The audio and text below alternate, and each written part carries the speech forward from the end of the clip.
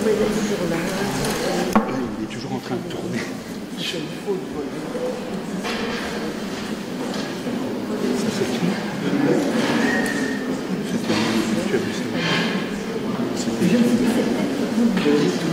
Non mais il faut que tu me dises où c'est, je pourrais te dire si c'est vrai. Je réfléchis à la question. Non, parce qu'il y a les existentiaux. Il faut... Il y a existentiel, existentiaux, existentiels. Je vais vérifier.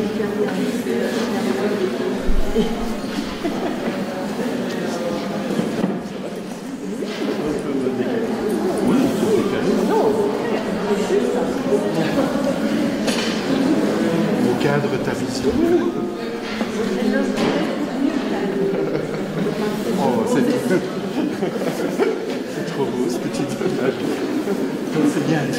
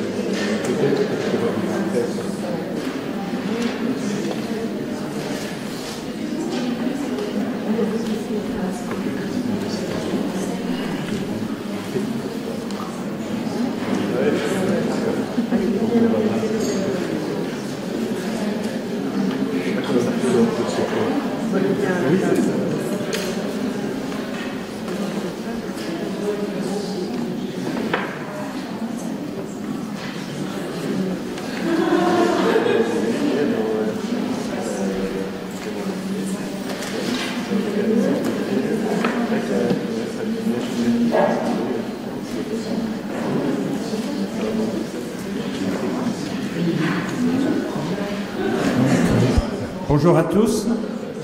Donc j'ai le plaisir de vous présenter Daniel Estevez. Donc Daniel est architecte et ingénieur en informatique fondamentale. Il est professeur HDR, donc à savoir habilité à diriger des recherches à l'École nationale supérieure d'architecture de Toulouse. Il était également chercheur et coordinateur du groupe Art, Architecture et Conception, au laboratoire de recherche en architecture, donc à l'ENSA de Toulouse. Donc depuis 1995, son domaine de travail scientifique concerne l'étude des pratiques de conception en architecture et particulièrement l'analyse des stratégies de conception contemporaines dans le contexte numérique. Alors son exposé, donc Going Out of Drawing by Drawing, sera à partir de 3 de ses publications.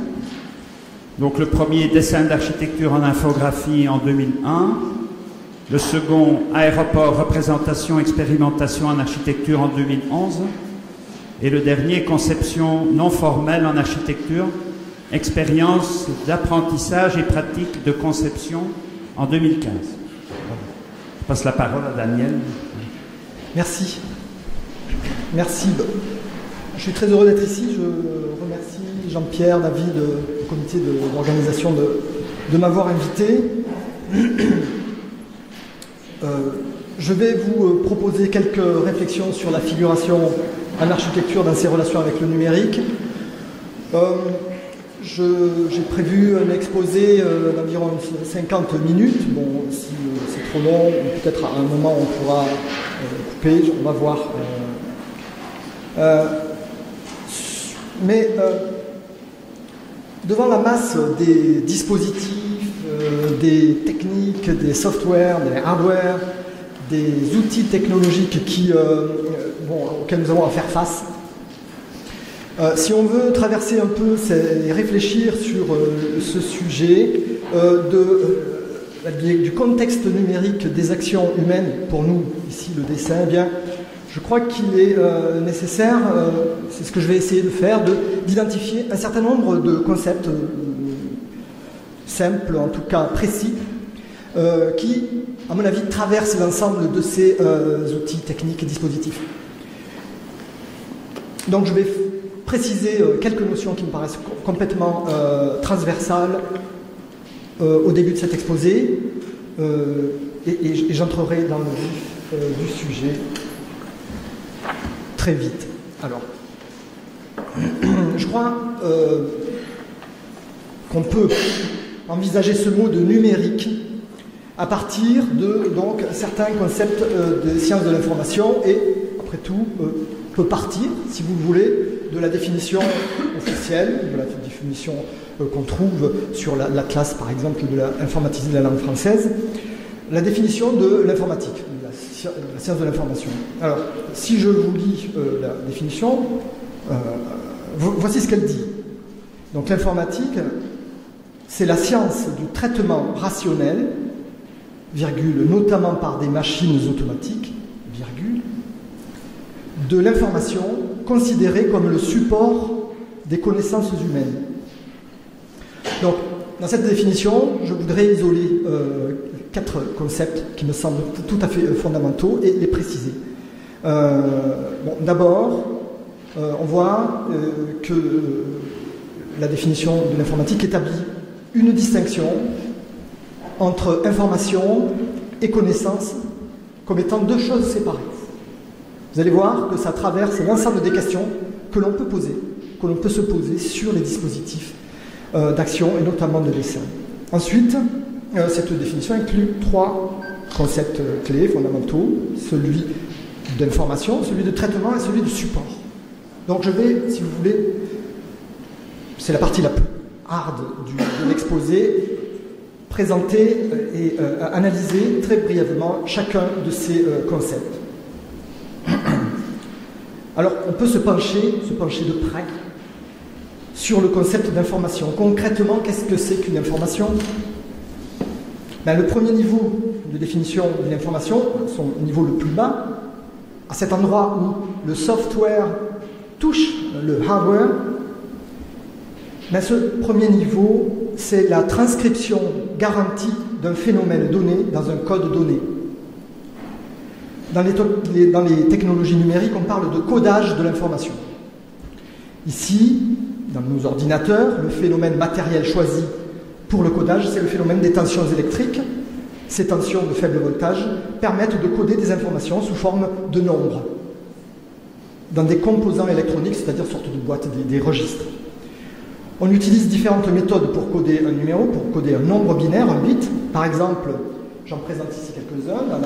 Dans ce codage non 8 0, le premier, ben lorsque la tension représentée par cette courbe passe au-dessus d'un seuil donné, de voltage, eh bien, on considère qu'elle représente un 1. Quand elle passe en dessous, on considère qu'elle représente un 0. Ensuite, il y a des variations. Mais dans tous les cas, on observe, c'est ça que je veux souligner, que le codage est un procédé de discrétisation, c'est-à-dire qu'on passe d'un phénomène continu, fluctuant, les tensions électriques, représentées ici par des courbes, à un ensemble d'états finis et stables. C'est-à-dire l'information représentée ici en haut par des nombres.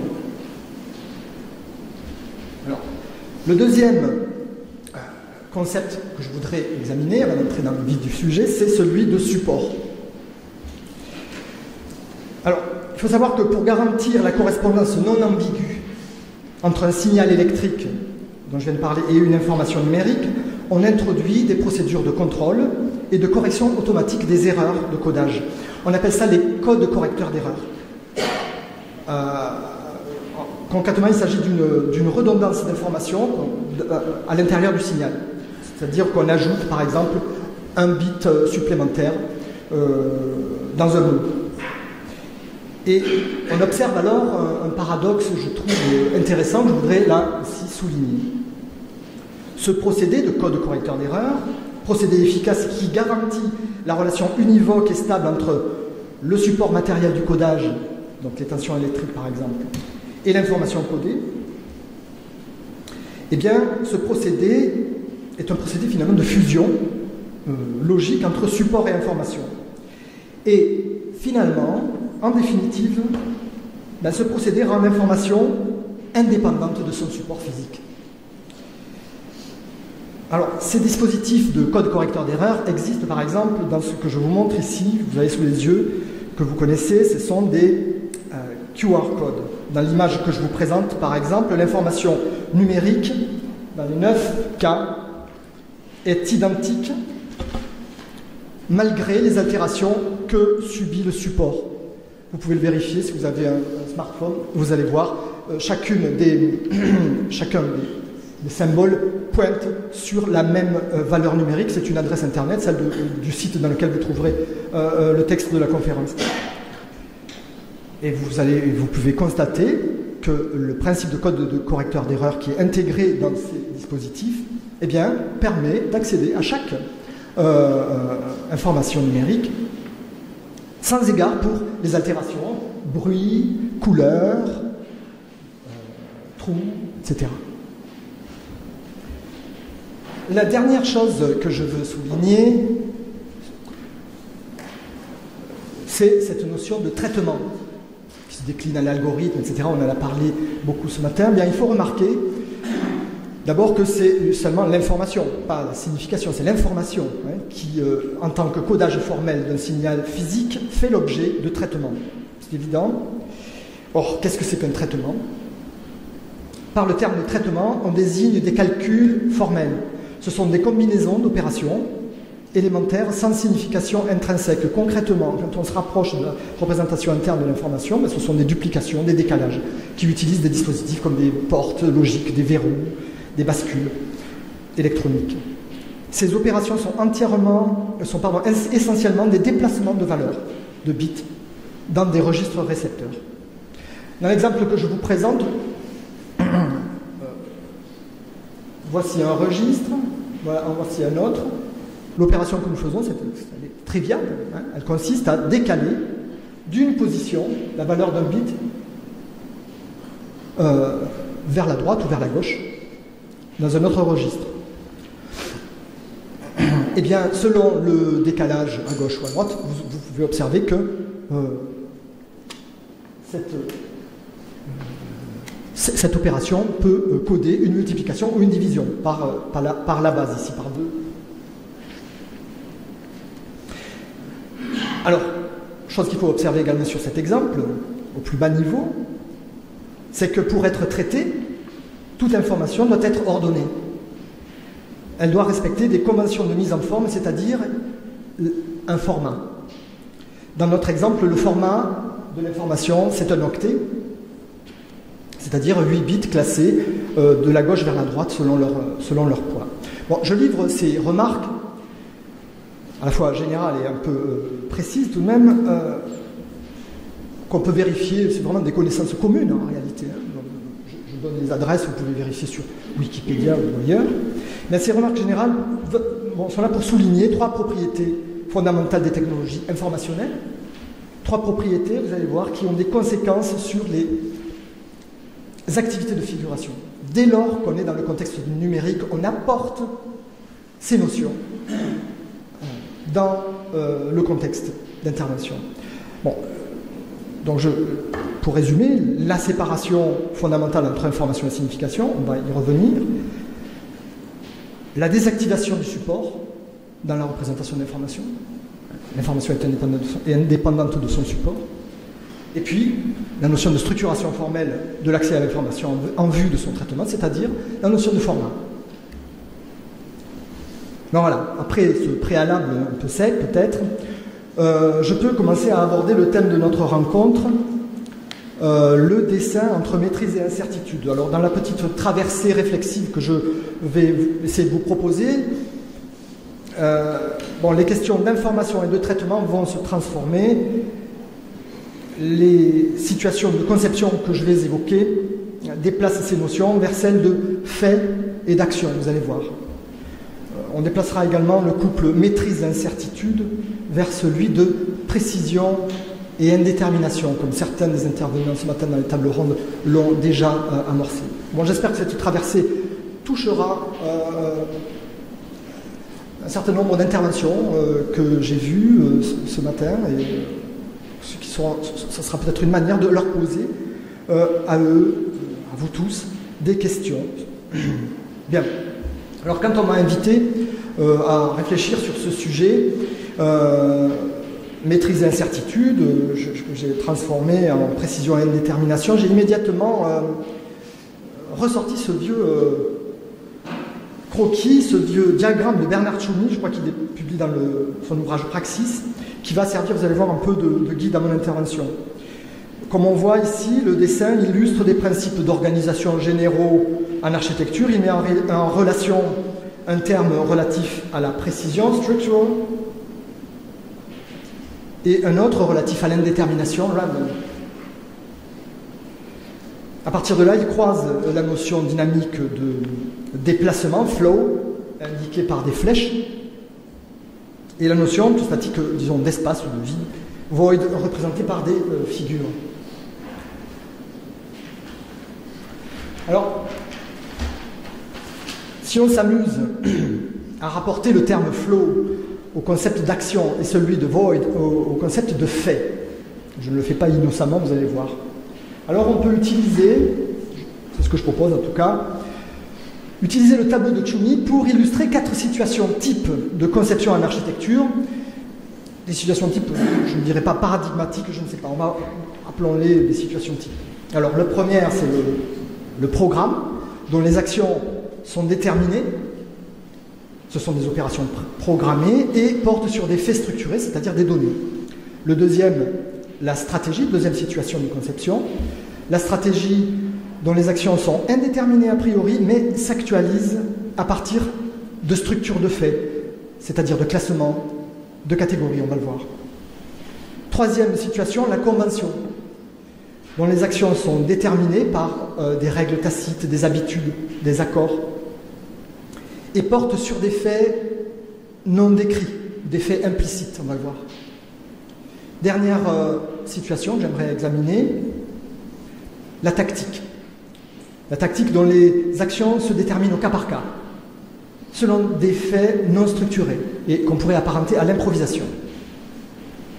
L'hypothèse de mon intervention, c'est que chacun de ces 4 registres de conception entraîne la pratique contemporaine de figuration vers ce que j'appelle, pour l'instant, une sortie possible du dessin. Alors, cette sortie peut-être, dans certains cas, se comprendre comme un abandon pratique, effectif de la forme dessin, enfin la disparition de l'usage du dessin, peut-être. Mais dans d'autres cas, en revanche, il s'agit d'une sortie critique, c'est-à-dire d'un dépassement qui respecte le dessin comme paradigme fondamental de la pratique de conception. Évidemment, ce sont ces dépassements-là, cette sortie critique, que je voudrais parcourir brièvement. Alors, le premier cas, vous avez compris, il va y avoir 4 cas à examiner. Première situation que je voudrais évoquer, c'est celle où la conception entre dans le schéma général du programme.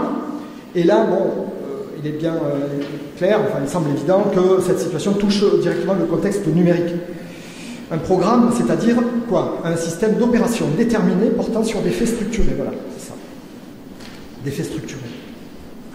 Alors, ce que je veux juste souligner, que je crois assez communément admis, c'est que dans le contexte numérique, le dessin doit donc assumer ces concepts fondamentaux de la théorie de l'information dont j'ai parlé au départ, et je voudrais montrer en quoi, comment surtout, il peut être alors redéfini comme un dessin augmenté. En 1966, dans son livre Notes on the Synthesis of Form, l'architecte Christopher Alexander fut probablement l'un des premiers architectes à tenter d'intégrer la structure informationnelle donnée-programme dans la conception architecturale. La conception qu'il modélise est un processus formel fondé sur l'analyse, la synthèse et la structure en arbre de données. Voilà ce qu'il écrit dans la conclusion de son ouvrage. Le point de départ de l'analyse, ce sont les données. Le point final de l'analyse est le programme, qui est un arbre hiérarchique de données. Le point de départ de la synthèse, c'est le diagramme. Le produit final de la synthèse, c'est la réalisation du problème, qui est une arborescence de diagrammes, comme on peut le voir ici dans cet exemple. Alors, en fait, Alexander assume complètement la séparation entre information et signification dans son modèle de conception. Et en ce sens, il assume, à cette époque-là, on va voir que ça va changer, l'hypothèse opérationnelle de la théorie de l'information. Et ces premières recherches-là, tout comme celles de Noam Chomsky à la même époque, s'inscrivent dans le projet général d'une intelligence artificielle. Il s'agit précisément de formaliser de façon syntaxique des éléments sémantiques. Cette modélisation repose elle-même en grande partie sur des schémas hiérarchiques, enfin des arborescences. Qu'on pense aux arbres de dérivation des grammaires génératives de Noam Chomsky, par exemple. On cherche donc, en quelque sorte, à procéder à une sémantisation automatique de l'information. En fait, cela revient à tenter d'automatiser les processus interprétatifs. Et normalement, ces processus interprétatifs relèvent des sujets humains.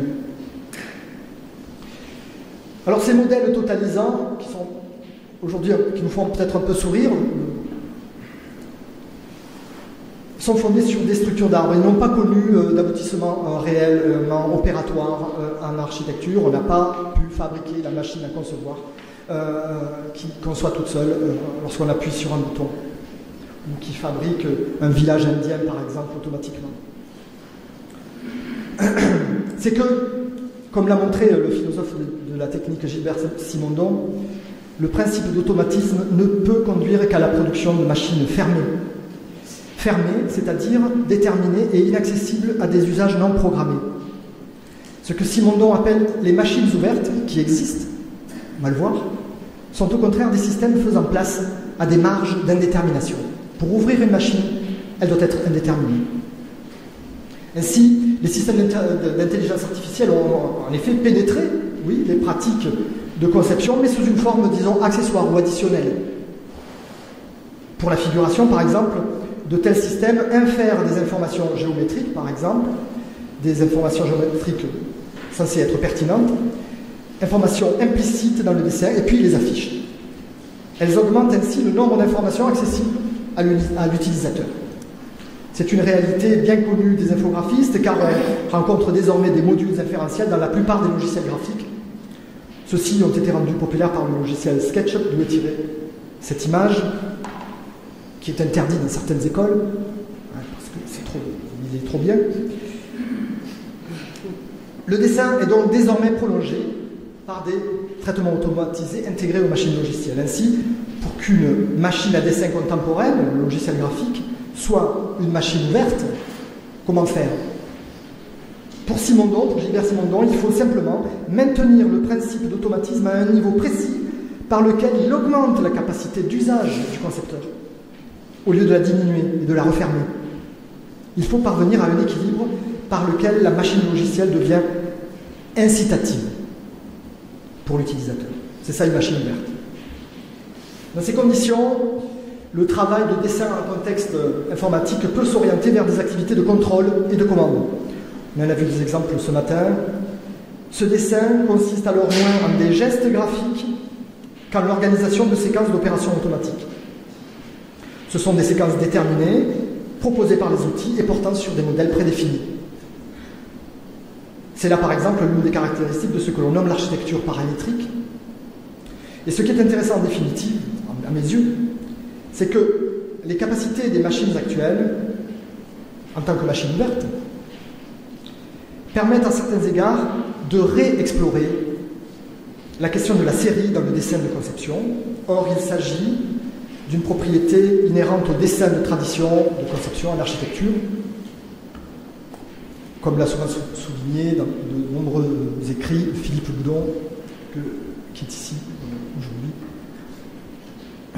C'est pourquoi la sortie du dessin proposée par les dispositifs numériques de ce type se fait par une sorte de saut quantitatif, mais cette augmentation ne déplace pas fondamentalement le paradigme, à mes yeux, du dessin de conception. Et finalement, le numérique peut parfaitement assumer, soutenir, voire même augmenter les propriétés sérielles du dessin d'architecture.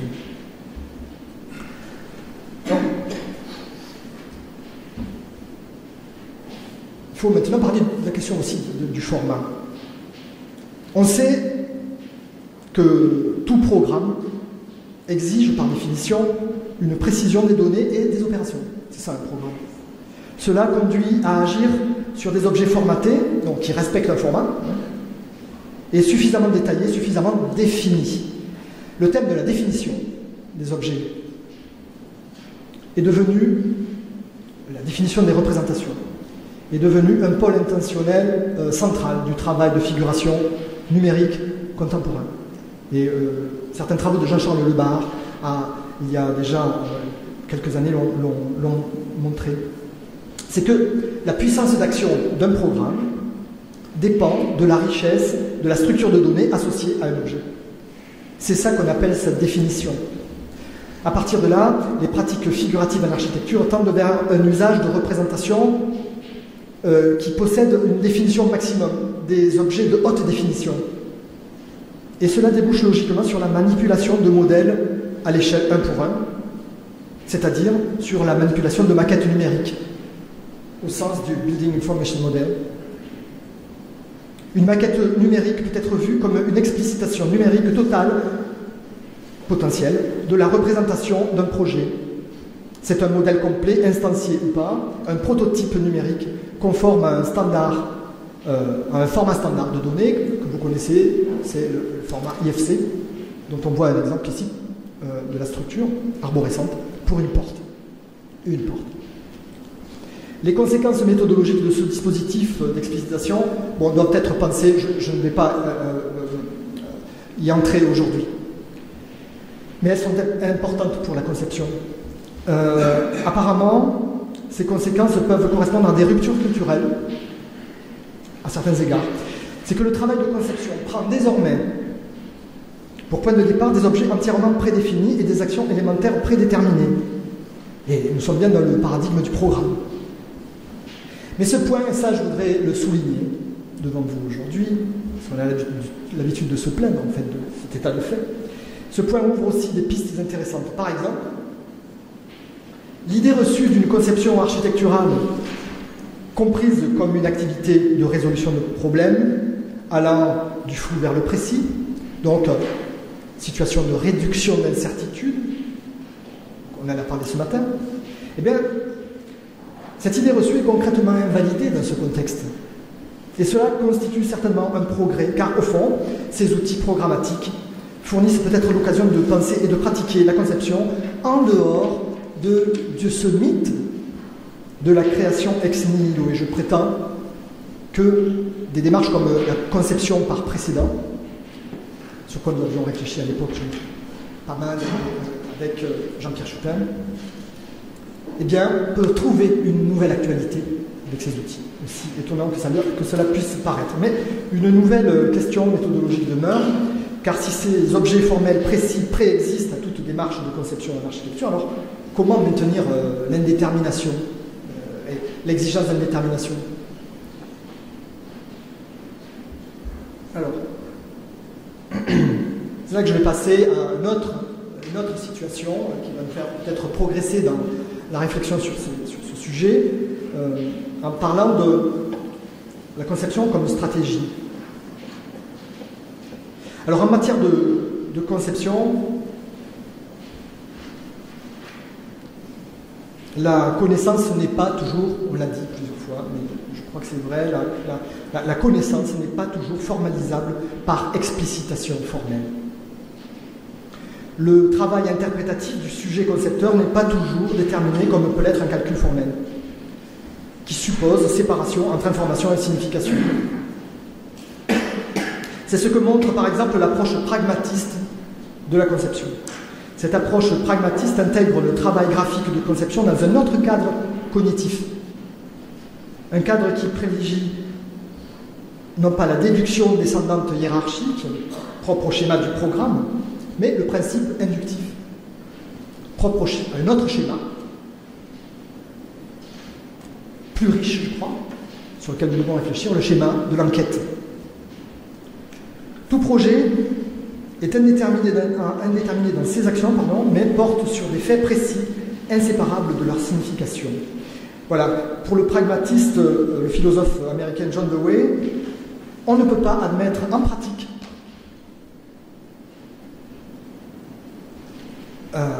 de séparation absolue entre information et signification. Voilà ce qu'il écrit dans son livre Logic. Il écrit ceci. Sans une certaine sorte de symbole, il n'y a pas d'idée. Puisque une existence, on pourrait dire une information, puisqu'une existence est le support et le véhicule d'une signification, les significations ou idées incorporées peuvent être examinées et développées objectivement. Et il termine par cette phrase. Examiner une idée n'est pas une simple façon de parler. L'approche pragmatiste substitue le concept de fait, et même de fait opérationnel. Je voudrais préciser cette idée, car elle est importante en matière d'essai de conception. Elle substitue donc le concept de fait opérationnel à celui d'information, donc qu'il intègre en fait. Cette approche pragmatiste considère la signification comme résultant d'une interprétation-classification des faits. Et qu'est-ce que c'est qu'un fait dans l'approche pragmatiste? La définition de John Dewey indique qu'un fait existe en dehors de nous comme, je cite, élément constitutif d'une situation donnée que nous pouvons organiser dans l'observation. Ainsi, dans le schéma de l'enquête, la notion de fait correspond à un outil de la dynamique inductive de recherche. La valeur d'un fait en cours d'enquête dépend de son utilité pour le concepteur. Alors, dans une enquête, les faits sont choisis, décrits, examinés, arrangés, organisés, catégorisés, classés, avec une intention projectuelle. Ils ne sont pas simplement les résultats d'opérations d'observation, mais relèvent aussi d'une tâche interprétative méthodique que l'on peut apparenter à une tâche de conception. C'est ça que John Dewey appelle un fait opérationnel. Qu'est-ce que c'est qu'un fait opérationnel? Ce qu'en dit John Dewey, c'est qu'un fait opérationnel n'est jamais isolé. Il a une signification en soi. Pour Dewey, je cite, les faits prouvent et éprouvent une idée dans la mesure où ils peuvent être organisés les uns avec les autres. Il n'y a organisation que s'ils sont en interaction réciproque. Le travail d'enquête consiste donc à transformer les situations existantes par l'organisation et la classification des faits significatifs. Alors je vais évoquer encore une fois Christopher Alexander, 10 ans plus tard, qui va servir d'illustration à cette approche pragmatiste de la représentation en architecture. Dans son deuxième ouvrage phare, intitulé A Pattern Language, publié en 1977, la conception n'est plus appréhendée comme un programme de résolution de problèmes, mais comme une tâche d'expression. La conception ne repose pas sur l'usage d'informations et de traitements, mais sur l'interprétation par le lecteur humain d'une série de motifs linguistiques architecturaux précis, décrits sous forme de patterns. Ce sont des faits significatifs. Tous les motifs proposés par Alexander sont des sortes de fragments d'architecture, des faits opérationnels. Ce sont des unités indépendantes sans lien déterminé entre elles et sont décrites sous forme d'une liste non hiérarchisée, il n'y a pas d'arbre. Et cette liste n'est pas achevée car le lecteur est invité à poursuivre cet inventaire. Les patterns sont donc des descriptions de faits types considérés comme les mots d'un langage. Alors, selon Dewey, les faits dépendent de leur description représentationnelle. C'est ce qu'il veut dire lorsqu'il énonce cette phrase « examiner une idée n'est pas une simple façon de parler ». Donc, un fait dépend de sa description représentationnelle pour être opérationnel, c'est-à-dire pour pouvoir servir l'enquête. Entendez peut-être la conception. Vous avez compris que j'assimile complètement la notion d'enquête à la notion de conception. Mais cette description des faits n'est pas univoque. Un fait peut en effet être décrit et redécrit. Redécrire des faits. Redécrire des faits. Voilà le travail du concepteur. C'est cette possibilité de description multiple qui donne à un fait son caractère d'hypothèse provisoire. L'hypothèse existe, elle est décrite, on la redécrit. Alors c'est une autre hypothèse. Ainsi, les faits seront opérationnels s'ils peuvent être indexés, renommés, dessinés, redessinés, photographiés, catégorisés, comparés. Ce concept de fait opérationnel induit par conséquent une fragmentation des représentations, une hybridation des descriptions. Il conduit aussi vers un usage de l'inventaire comme un outil de conception, notamment en architecture. Je donnerai une illustration, sans la détailler, de l'usage de cet outil en citant certains travaux de nos ateliers d'enseignement de master, le Master Learning From à l'école de Toulouse en France. Nous y menons des projets en contexte critique, squat, bidonville, comme ici, dans un hôpital désaffecté au centre de Johannesburg, qui est occupé par 247 familles, de façon informelle. Eh bien, les outils d'inventaire du contexte permettent de produire ce type de représentation, des représentations qui sont en réalité des répertoires de situations, de cet habitat spontané, et proposent un ensemble de patterns structurés. Ces patterns sont des multidescriptions qualitatives utilisant plusieurs procédés représentationnels. Ce sont des multiplicités de représentations détaillées. Elles permettent en fait de décrire le système socio-spatial de l'hôpital squatté comme un ensemble de faits opérationnels, de situations. Le projet d'architecture se présente alors, dans un deuxième temps, comme un agencement nouveau de ces données existantes, une transformation. Il va opérer sur ce système de faits-signification. Et le rôle du dessin existe ici. Il consiste à décrire, consigner, noter, annoter, cartographier aussi, y compris avec des logiciels comme OpenStreetMap, arpenter. Il doit contribuer à construire ces faits significatifs, ces patterns. Alors, une autre propriété totalement différente, voisine, mais ontologiquement différente de la première, une autre propriété du dessin stratégique de projet est de se constituer comme un fait expérientiel, c'est-à-dire un fait dont on peut faire l'expérience directe. Cette notion rompt apparemment avec l'approche informationnelle de la représentation sans support, car elle fait précisément intervenir le matériau spécifique de dessin comme élément actif de la représentation. En peinture, on appelle ça le subjectif.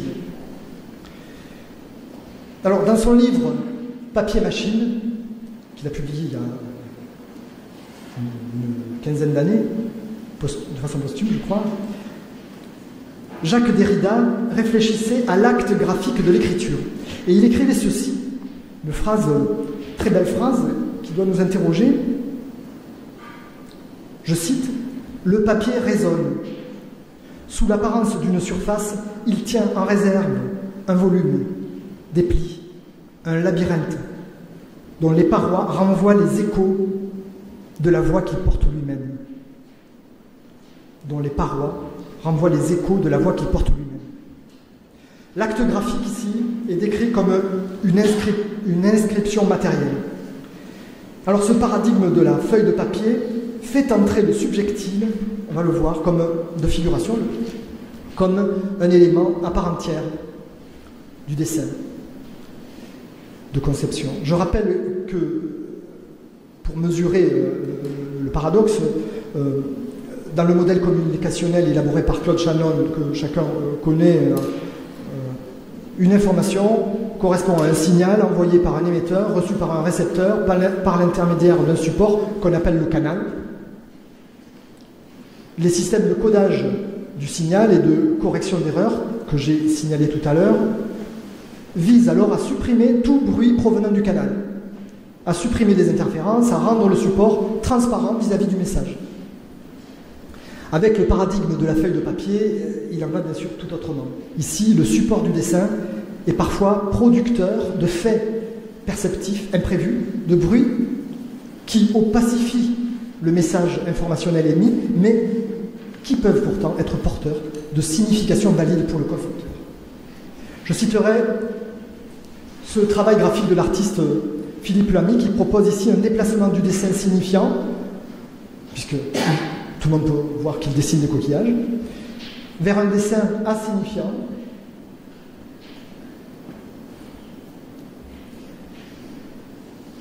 Et il fait cette opération à partir de faits expérientiels provoqués par le tracé.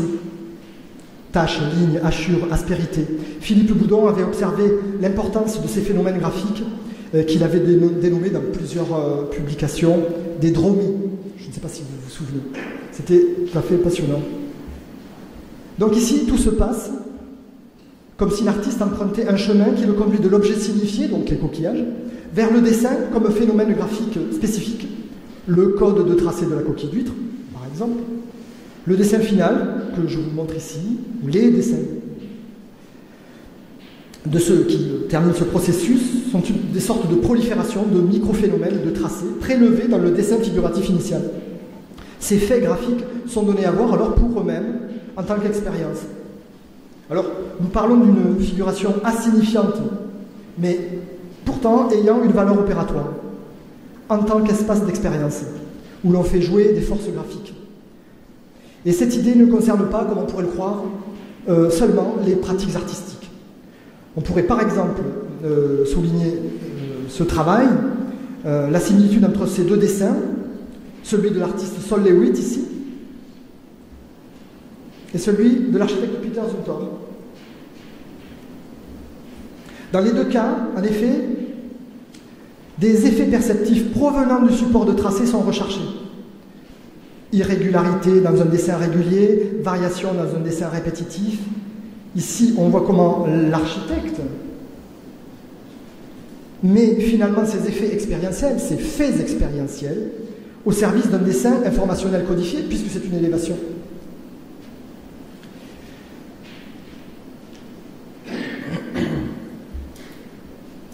La figuration stratégique ne relève donc pas de la communication transparente de Claude Shannon. Elle concerne une communication comportant des opacités, des artefacts, qui retardent, détournent la réception des messages sans pour autant les détruire ou les annuler. C'est pourquoi cette figuration peut accepter et même provoquer complètement des accidents, des collisions, des dislocations, des bouleversements, donnant lieu à des confrontations de faits hétérogènes, comme le montre parfaitement le travail de Yves Brunier dans les années 90. J'ai ressorti cette image, ce plan de jardin que j'aime beaucoup. Les processus de conception par collage répondent à une telle attente. Il ne s'agit pas d'une procédure mimétique déterminée, mais d'un principe général de montage, d'un assemblage de données. Et d'une certaine façon, on peut parler de traitement formel, y compris sur un dessin comme celui-là, déplacement, duplication. Ces processus offrent aux systèmes d'informatique actuels, de par leur capacité de stockage, leurs opérateurs d'assemblage et de combinatoire, une possibilité de remettre le dessin numérique à l'intérieur du paradigme de la feuille de papier qu'évoquait Jacques Derrida au début.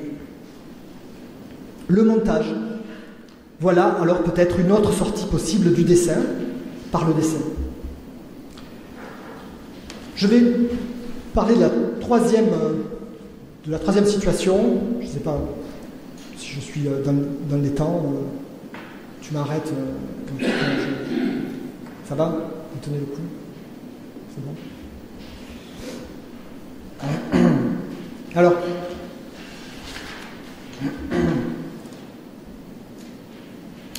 donc cette troisième situation, c'est la situation de conception que j'appelle qui est celle de la convention. Alors, vous savez que la notion de convention, on l'a évoqué ce matin, est une notion très importante en architecture. Je rappelle que Robert Venturi lui-même écrivait l'architecte doit être l'expert des conventions en cours.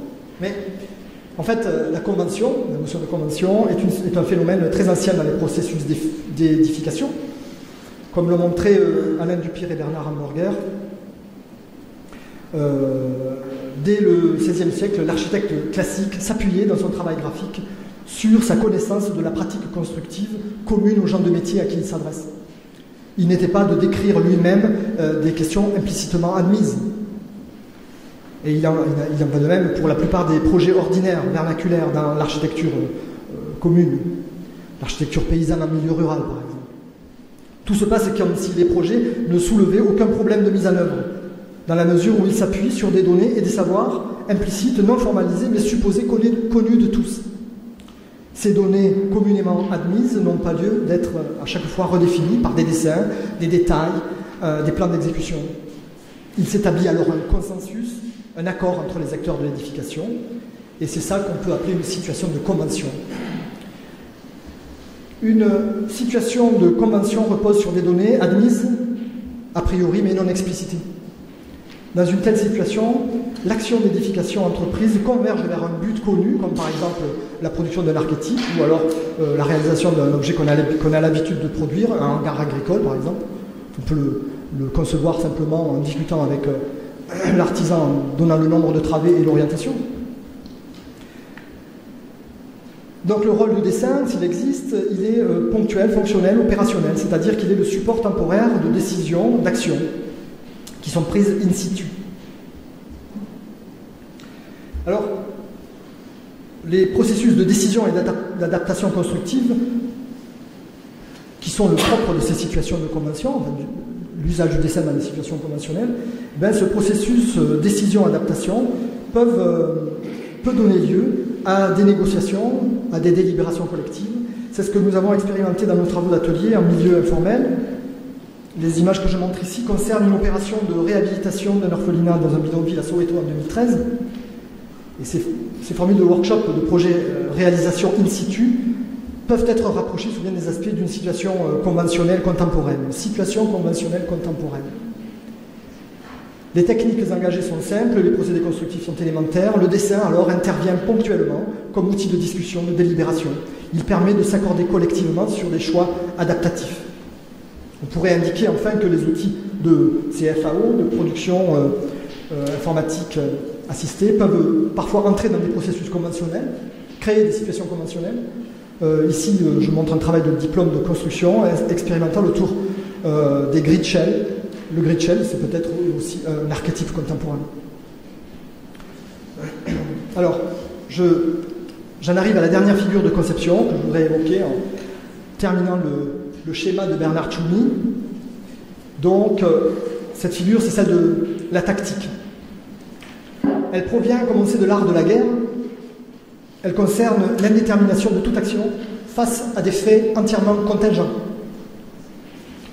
Peut-être plus pacifiquement, on peut se rapprocher ici du concept de jeu, d'improvisation, de navigation ou de bricolage, dans le sens que l'anthropologue Claude Lévi-Strauss donnait à ce terme. Dans, vous vous souvenez, La pensée sauvage, c'est un ouvrage très connu. Il écrit ceci: un fait représente un ensemble de relations à la fois concrètes et virtuelles. Lévi-Strauss ajoute que ces faits sont ça peut être des dessins par exemple, sont des opérateurs mais utilisables en vue d'opérations quelconques. De tels opérateurs concrets et virtuels laissent donc place à l'action libre du concepteur, le concepteur comme bricoleur. Dans ce contexte, on est véritablement dans une situation d'incertitude, d'indétermination. Et qu'en est-il alors pour la représentation, pour le dessin? Alors là, je voudrais souligner quelque chose qui est très important à mes yeux, c'est le travail de Jacques Rancière dans son ouvrage « Le spectateur émancipé », que je vous invite vraiment à regarder si vous ne le connaissez pas déjà, j'imagine que oui. L'ouvrage dans lequel Jacques Rancière propose une distinction, non pas entre information et signification, comme j'ai indiqué au début, mais une distinction entre représentation consensuelle et représentation dissensuelle. Alors, la représentation consensuelle instaure une convergence entre information et signification. L'interprétation s'apparente alors au décodage. Rancière parle, je le cite, d'un accord entre sens et sensible, accord entre un mode de présentation sensible et un régime d'interprétation des données. La représentation de consensus repose sur une certaine univocité des messages. Elle suppose l'absence d'ambiguïté dans leur décodage informationnel, et nous sommes bien donc dans la situation conforme au modèle de Shannon, de Claude Shannon, que j'ai cité tout à l'heure. Mais dans le dissensus, c'est tout le contraire. Les éléments de la représentation ne sont pas convergents mais contradictoires, hétérogènes. Leur interprétation n'est pas immédiate mais indéterminée. Elle peut produire, cette interprétation, des divergences, des conflits. Mais ces conflits de sens doivent stimuler le travail interprétatif. Ce sont donc des faits déclencheurs qui activent le concepteur et élargissent sa perception du problème à résoudre. L'architecte Rem Koolhaas, dont j'ai emprunté ce fameux dessin pour le parc de la Villette, avait emprunté lui-même à Salvador Dali la notion de paranoïa critique, vous vous souvenez, pour désigner ce phénomène. Une figure active qui organise des faits dissensuels pour les interpréter, voire même les surinterpréter, ce qui est le propre de la paranoïa, comme vous savez. Je préciserai ces réflexions, peut-être générales, par quelques exemples, en citant le cas du dessin en géométral. Le géométral, j'en parle dans l'ouvrage de dessin d'architecture et infographie. Le géométral est, comme on sait, un des outils fondamentaux de la figuration de tradition. C'est Julien Gadet qui affirmait le dessin d'architecture, c'est le dessin géométral, par excellence, le dessin par excellence. Or, l'observation de ce dessin, de l'usage de ce dessin, montre qu'il peut être mis en œuvre de façon fondamentalement dissensuelle au sens de Rancière. Alors, je présente ici un dessin très connu, que j'aime bien depuis longtemps, qui est emprunté à De Rossi. Il s'agit du géométral pour le monument à la résistance de Cuneo en Italie, vous connaissez bien sûr. Ici, chaque vue du dessin codifié est présentée comme une figure isolée. Chaque vue se focalise sur un aspect de l'objet. Le dessin est simple et précis, semble-t-il, mais il est précis séparément, car il comporte des contradictions projectives entre les vues. Par exemple, vous savez, cette porte ne peut pas exister telle qu'elle est. Sur le plan projectif, c'est une erreur. Mais sur le plan, disons, allégorique, il vaut mieux qu'elle soit dessinée comme ça, parce qu'on identifie l'objet, signe, porte. Donc la signification peut contredire l'information. En réalité, dans leur usage du géométral, les architectes privilégient le principe de focalisation sur celui de cohérence, et notamment de cohérence projective. Ainsi, chaque pièce, plan, coupe, élévation, possède une opérationnalité en soi. Chaque vue constitue un fait, une focalisation sur un élément de la réalité, voire un registre d'action. Or, ces fragments, ces faits significations, pour reprendre le vocabulaire pragmatiste, peuvent très souvent être contradictoires, hétérogènes ou incomplets. Je vous informe, je vous signale que dans l'exposition qui est présentée, magnifique exposition qui est présentée ici, je n'ai pas trouvé un seul géométral complet.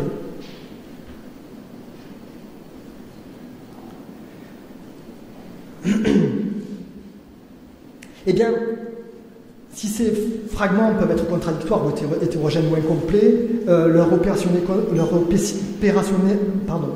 opérationnalité conceptuelle n'en est pas amoindrie. Au contraire, elle ressort renforcée par ces effets de fragmentation dissensuelle qui stimulent le processus d'enquête. Alors, en assumant les propriétés dissensuelles que je viens d'esquisser du géométral d'architecte, il est possible de transposer ce mode de dessin dans d'autres médias. Une autre sortie possible du dessin, par la vidéo. Ainsi en va-t-il dans cet exemple de travail d'étudiant que nous avons réalisé lors d'un workshop de relevé vidéo de l'aéroport de Cagliari en Italie en 2008. Nous avons utilisé la représentation vidéographique comme un outil d'échantillonnage selon des modalités de prise de vue directement issues des règles du géométral. Alors on a associé le plan fixe au plan, le travelling avant à la coupe, le travelling latéral à l'élévation, etc. Ça nous permettait de faire des relevés vidéo conformément à ce schème de regard sur l'espace. Et dans ce workshop, la mise en espace par multiprojection, comme je vous montre ici, des différents échantillons prélevés, constituait la dernière étape du travail. Les vidéogrammes sont reconfigurés dans l'espace de la salle de projection. On pouvait alors faire voisiner des éléments qui étaient séparés sur les lieux réels, ou alors séparer des éléments urbains pourtant adjacents dans la réalité. En spatialisant la projection des échantillons, la multiprojection transforme l'espace de projection lui-même en un échantillon équivalent à l'espace étudié. Un espace à l'échelle 1 qui n'est pas une reproduction.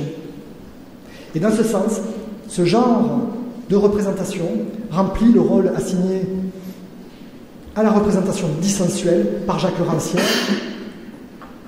lorsqu'il écrit ceci: représenter ces données un équivalent, l'image n'est pas le double d'une chose. Le dessin dissensuel est redescriptif. Il ne communique pas une information à propos d'une signification. Il est au contraire producteur, comme selon l'expression de Frank Castell, producteur d'un surplus de signification chez le concepteur.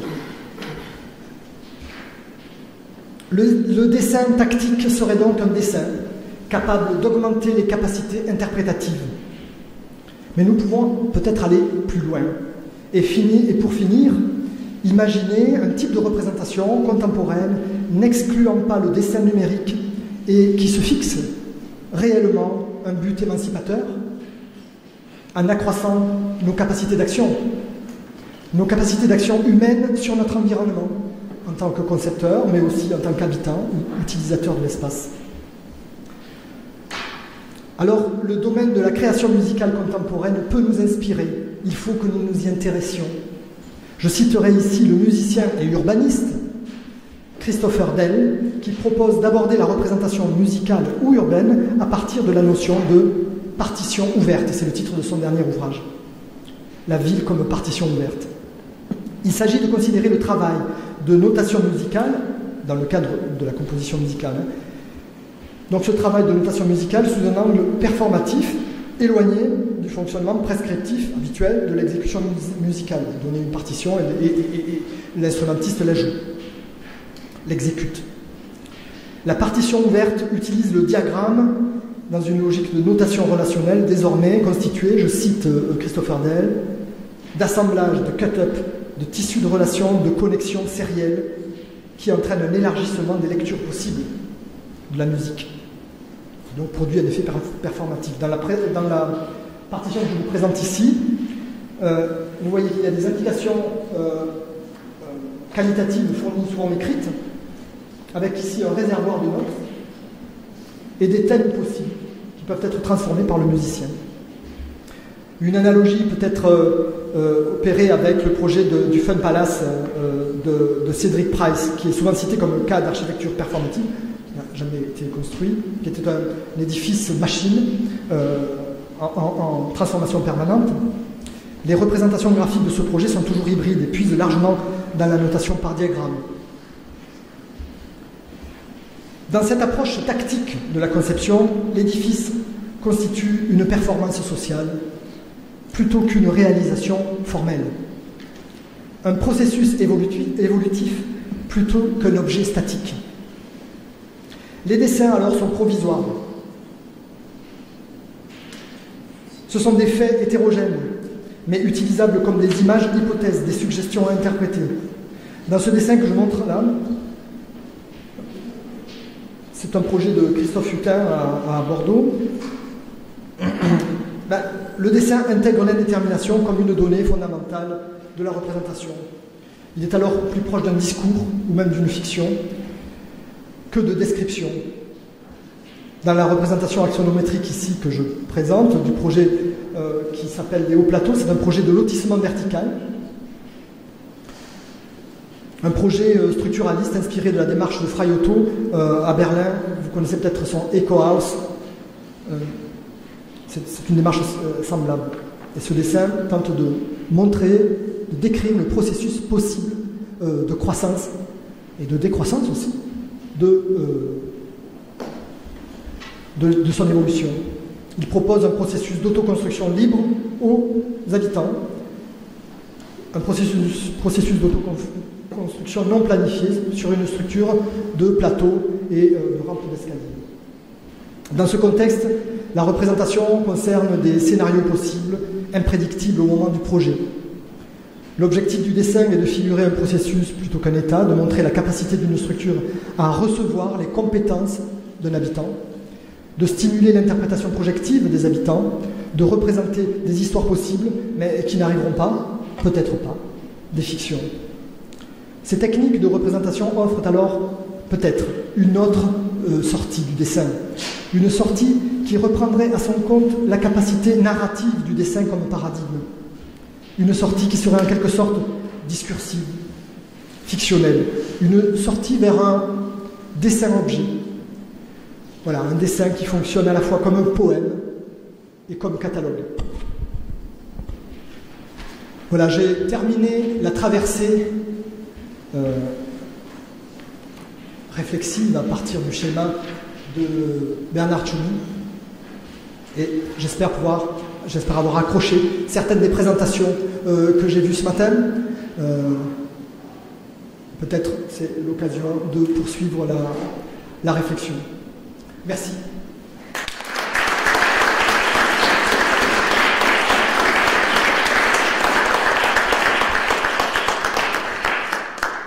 Vous trouverez le texte de cette conf sur le site ici.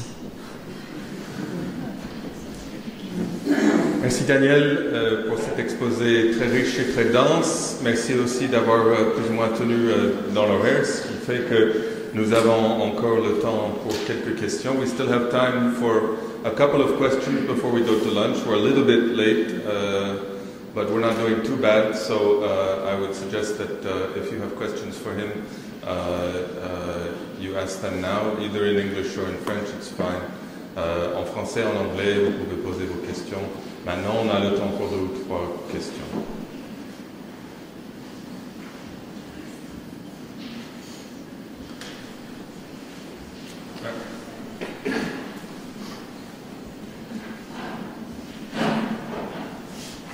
Bonjour et merci.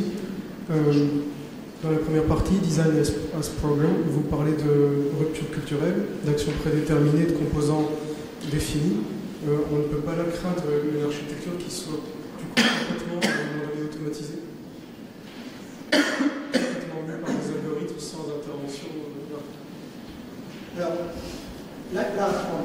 la crainte d'une architecture automatisée, c'est une crainte qui est récurrente, mais qui n'empêche pas les chercheurs d'avoir tenté depuis longtemps, depuis les années 60, au moins, en tout cas à ma connaissance, d'automatiser ces processus. J'ai montré le travail d'Alexander parce que je trouve qu'il est très frappant qu'un chercheur comme lui, un architecte comme lui, ait pu à ce point transformer sa position.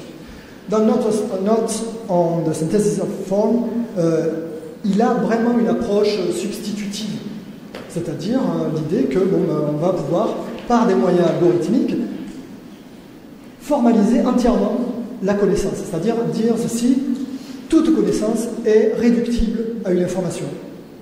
Et on peut formaliser la connaissance syntaxiquement. Bon, alors, là, tout ce que je peux dire, c'est qu'à ce jour, personne n'y est arrivé. Moi, je pense, et c'est un peu la position de l'approche pragmatiste que je défends, donc que tout n'est pas formalisable dans le travail humain, même dans la cognition. Imaginez-vous que des objets aussi incongrus que un verre d'eau, une poupée, peut intervenir comme élément cognitif dans le déclenchement d'un travail de conception. Il y a une hétérogénéité fondamentale de la conception. Et puis, bon voilà, je pense aussi une chose, c'est une hypothèse qu'on appelle une hypothèse constructionniste. Et elle a beaucoup de conséquences pour l'enseignement. C'est que moi je crois, mais c'est des croyances, que les connaissances en tant que telles ne sont pas transmissibles. Je crois que l'information est transmissible, ça on peut le vérifier, mais que les connaissances ne le sont pas. En tant qu'enseignant, évidemment ça change tout. Parce qu'au lieu d'enseigner, au lieu de vous focaliser sur l'enseignement, vous vous focalisez sur l'apprentissage. Si vous pensez que les connaissances ne sont pas transmissibles, ça signifie que vous pensez que les connaissances sont fabriquées par celui qui vous écoute. Alors, fabriquez lui-même par celui qui écoute. Mais c'est déjà la position de Saint-Augustin dans Les Magistraux au 5e siècle. Ce sont des choses très très importantes. Mais, alors réfléchissons-y. Est-ce que la connaissance est transmissible? Voilà. Moi je ne pense pas. Il faut mettre en situation les étudiants, par exemple, qu'ils construisent eux-mêmes des connaissances valides. C'est tout ce que vous pouvez faire en tant qu'enseignant. Et même aujourd'hui, on pourrait dire, alors j'ai travaillé, j'ai préparé un texte, je vous communique des connaissances, je ne crois pas du tout. Je vous alerte, je crois qu'il y a des malentendus, en plus on ne parle pas tous la même langue, alors c'est encore plus riche. Je crois que chacun construit une interprétation d'une série d'informations qu'on présente. Alors à partir de là, si vous avez l'hypothèse constructionniste qui est la mienne, je pense que si tu veux, la conception n'est pas réductible à un algorithme, et donc les outils informatiques ne sont pas à craindre, mais ils sont à penser. Ça c'est vrai. J'aimerais juste réagir parce que comme ça tu me provoques en tant qu'enseignant. Est-ce qu'on ne peut pas dire, pour être moins radical que ta position constructionniste, est-ce qu'on ne peut pas dire que les connaissances sont co-construites? Parce que l'enseignant, il a quand même, ou elle, a son rôle. Ce n'est pas un rôle de transmission, je suis d'accord avec toi sur ce point-là, mais c'est un rôle de provocation. Et sans cette provocation, je ne crois pas que l'apprenant, pour dire à la canadienne, je ne pense pas que l'apprenant va être provoqué à construire. Bien sûr, l'enseignant, mais comme toutes sortes d'intervenants, les parents, les voisins, le passant dans la rue, mais bon, évidemment, l'enseignant, certainement davantage, a cette fonction de stimulation. Je parle beaucoup de stimulation, bien sûr. Mais tout de même, vous pouvez stimuler, mais comment ça marche la stimulation? Pourquoi telle situation d'apprentissage produit des résultats pour certains et pas pour d'autres? Donc on peut multiplier les stimulations, bien sûr c'est notre métier, nous sommes là, nous sommes là pour ça. Hein. Mais il faut, je crois, garder en mémoire cette théorie. Alors c'est la théorie de Saint-Augustin, je vous invite à lire ce petit livre de Saint-Augustin qui s'appelle De Magistro. C'est la théorie du maître intérieur. Alors, vous ne pouvez avoir une connaissance que si vous l'éclairez par vous-même de l'intérieur. Voilà, donc il faut. Other questions? D'autres questions?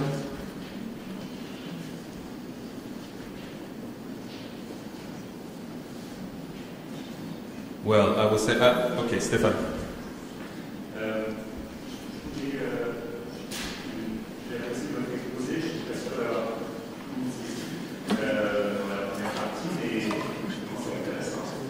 Merci. Et j'étais surpris de ne pas tomber sur un peu les références de Stigler, notamment sur l'idée, son idée du pharmacone, c'est-à-dire de l'ambivalence finalement de certains outils numériques qui sont à la fois, il reprend cette idée de Platon avec les réflexions qui en fait, qui l'interprètent, mais qui sont, pour résumer, l'idée qu'il y a une ambivalence dans les outils que nous utilisons qui peuvent permettre à la fois de nous décharger de certaines activités cognitives et donc d'automatiser certaines procédures et qui en même temps, en tout cas c'était l'interprétation de Platon, peuvent mettre en péril un certain nombre de facultés, etc. Donc c'est plus une approche, je trouve, ce qui m'intéresse moi chez Stigler, c'est que c'est pas binaire, c'est pas oui ou non, c'est plutôt essayer de comprendre voilà, l'entre-deux dans lequel on se situe, et par rapport à la question qui a été posée avant sur l'automatisation, il me semble que c'est un outil très utile pour réfléchir à ces questions-là. Oui, certainement Bernard Stiegler est un philosophe, hein, donc moi je ne me suis pas intéressé spécialement à son travail, bien sûr comme nous tous, je l'entends sur YouTube, je lis des articles, mais je n'ai pas vu encore, mais je pense que j'ai du mal à en parler, de notions véritablement opératoires avec un seul critère. Pour moi, j'ai un seul critère en tant qu'architecte, c'est la possibilité d'enseigner, donc de créer des situations d'apprentissage. Et là, pour l'instant, je n'ai pas trouvé chez Bernard Stiegler... alors c'est très brillant, enfin vraiment c'est très séduisant, hein, je suis d'accord. Je ne vois pas d'opérateur. Par exemple, l'opérateur de Rancière, le dissensus, bon, c'est terrible. Ça éclaire, quoi. Ça éclaire les dispositifs, quels qu'ils soient, y compris technologiques. Bon. Et je n'ai pas trouvé, mais bon, voilà, je préfère être prudent, je regarderai plus attentivement, c'est sûr. Okay. I'm going to say what people always say at this time in a conference, which is that I propose that we pursue the discussion over lunch. Je propose qu'on poursuive la discussion au déjeuner, en remerciant une deuxième fois Daniel Esteves pour cette